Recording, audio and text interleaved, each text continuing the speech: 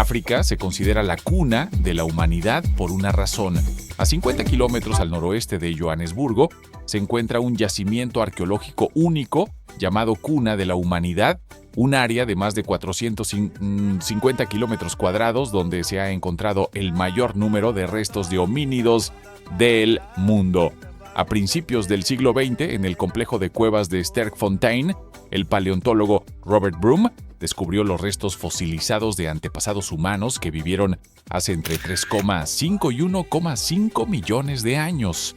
Gracias a este hallazgo, los científicos han podido reconstruir la compleja historia de la evolución humana. Se encontraron 500 cráneos, dientes y otros fragmentos óseos de antiguos humanos, así como miles de restos de animales fosilizados, 300 piezas de madera petrificada y más de 9,000 herramientas de piedra que pertenecen a las manifestaciones más antiguas de la cultura humana en la Tierra.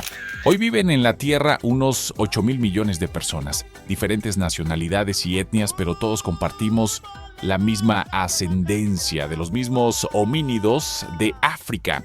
A veces parece que los historiadores se olvidan de este asombroso continente, aunque en él tuvieron lugar los mismos procesos que en otras partes del mundo.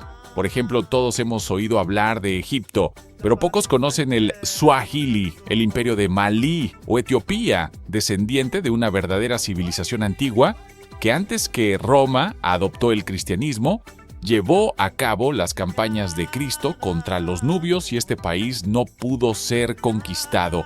África no ha revelado todos sus secretos, pero ha conservado para nosotros leyendas e hipótesis. Una de ellas afirma que la mítica Atlántida podría haber estado situada en el Sáhara, en un lugar conocido hoy como el Ojo del Sáhara o la estructura de Richat. Se trata de una formación geológica en forma de anillos de más de 50 kilómetros de diámetro. La formación tiene 500 millones de años.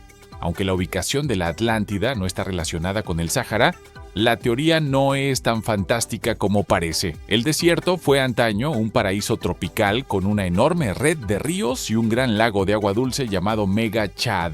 Cerca de la estructura de Richat, los científicos están encontrando almejas y grandes depósitos de sal, lo que sugiere que la región fue oceánica en otro tiempo, pero aunque el Ojo del Sáhara fuera la Atlántida, se plantea la cuestión de dónde desaparecieron las ruinas de esta ciudad. Según Platón, la isla fue hundida por los dioses. El agua que una vez cubrió la estructura de Richat dejó claras marcas de erosión que son visibles desde el espacio. Esto coincide con la descripción de la catástrofe que destruyó la Atlántida.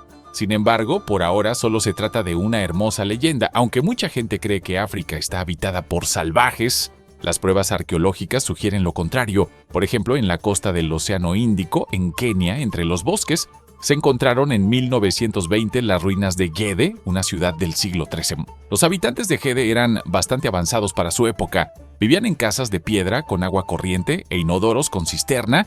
En la ciudad se han encontrado jarrones chinos y copas venecianas, lo que indica un activo comercio internacional. Las ruinas de Gede se encuentran en una amplia zona con un centro histórico protegido por 2 hileras de murallas. Los habitantes más ricos, por supuesto, vivían en la ciudad, mientras que los aldeanos vivían fuera de las murallas.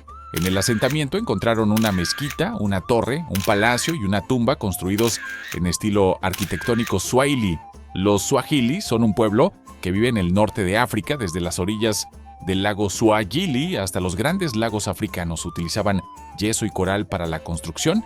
El pozo profundo de Gede se utilizaba para abluciones rituales, pero hoy tiramos la basura allí. La ciudad se deterioró a causa de la intensificación portuguesa en el Océano Índico, los ataques de los piratas somalíes y el descenso del nivel freático.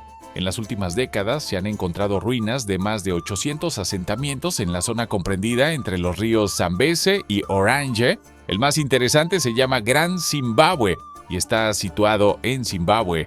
Es la mayor ciudad de piedra de una civilización avanzada fuera de Egipto que existió hasta el siglo XV. Se desconocen las razones de la desaparición de la civilización. Se cree que el Gran Zimbabue fue el principal santuario y centro de culto del pueblo ancestral Shona y que alcanzó su máximo desarrollo antes de la llegada de los conquistadores árabes y europeos. Los Shona vivieron en Gran Zimbabue hasta principios del siglo XIX. Las murallas de la ciudad están construidas con trozos de granito cortados en forma de ladrillos y colocados sin utilizar mortero de agarre. Entre las estructuras destaca un edificio conocido como la Acrópolis. Esta torre es un misterio porque nadie sabe con qué propósito se construyó. No tiene puertas, ventanas ni escaleras. Tal vez fuera un edificio de culto relacionado con ceremonias religiosas. Quizá la torre fuera un granero o quizá los colonos utilizaran la torre y el fuego para comunicarse con otras zonas, o tal vez fuera un observatorio y desde él observaran la luna, las estrellas y los planetas. Las teorías son muchas. Se desconoce cuándo y por quién fueron construidas todas estas estructuras, ya que en estas tierras no existía la escritura, por lo que no hay ningún registro. Y por desgracia, los misterios del Gran Zimbabue no se resolverán, ya que la ciudad estaba situada en las minas de oro. Primero fue dañada por arqueólogos aficionados que se llevaron objetos y oro, y después por los mineros. Pero en lo que hoy es Eritrea y el norte de Etiopía, hubo una vez otro poderoso imperio conocido como el Reino de Aksum, que durante su periodo de desarrollo también abarcó Sudán, Somalia y Yemen. Según las fuentes, el reino de Aksum se estableció en el siglo III a.C. y existió hasta 940.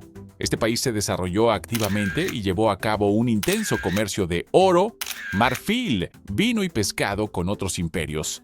Y el rey Caleb, con la ayuda de Bizancio, incluso emprendió guerras para establecer el cristianismo en el norte de Arabia. Durante su mayor apogeo, el reino fue tan poderoso que el profeta persa Mani lo clasificó a la par de imperios como el romano, el persa y el chino. Este fue el mismo Mani, fundador del maniqueísmo, la doctrina dualista de la lucha entre el bien y el mal. A partir de mediados del siglo VI, el reino empezó a decaer probablemente debido a la peste y a las incursiones árabes. Con el tiempo la capital, Aksum, también entró en decadencia. Hoy, sin embargo, es un lugar sagrado para todos los cristianos etíopes, igual que la Meca es sagrada para los musulmanes y Jerusalén lo es para judíos y cristianos y musulmanes, especialmente iraníes.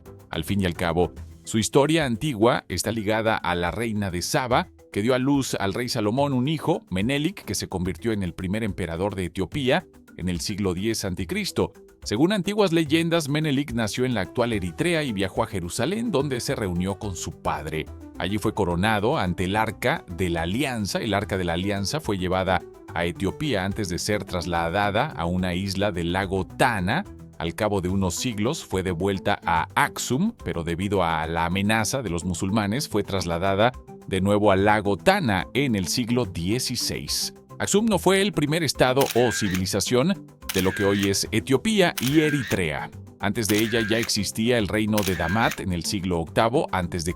y aún antes, según las fuentes egipcias antiguas, existía el país de Punt, aún más antiguo, donde la faraona Hatshepsut fue a la guerra por cosméticos e incienso. Este es un vídeo muy breve para presentarle un África diferente, ya que Egipto no es el único conocido por ello. La Sarebna de Saba, las pirámides de Nubia, el centro intelectual, las ciudades de Tombuctú o el imperio de Malí merecen un vídeo aparte. Así que suscríbase a nuestro canal para no perderse nuevos vídeos.